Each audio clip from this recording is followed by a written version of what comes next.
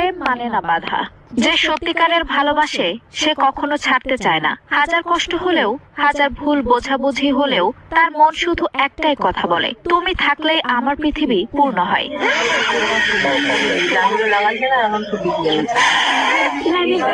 পরীকে বিয়ে করতে না পেরে এক কিশোরের অস্বাভাবিক আচরণ নিয়ে আলোচনা শুরু হয়েছে। ঘটনাটি ঘটে লালমনিরহাটের কালীগঞ্জ উপজেলার চন্দ্রপুর ইউনিয়নের লতাবর আদর্শপাড়া গ্রামে। এখানে দশম শ্রেণীর এক কিশোরের আচরণ ঘিরে তৈরি হয়েছে রহস্য।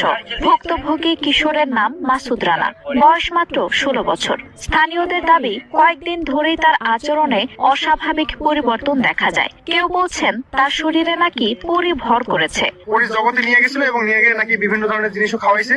এরপরে ছেলেটা আসে তার মাকে বলার পর থেকে এই যে কাহিনীগুলো শুরু হয়েছে আর কি এরকমটা। মানুষ আর পরীর কিভাবে প্রেম হতে পারে?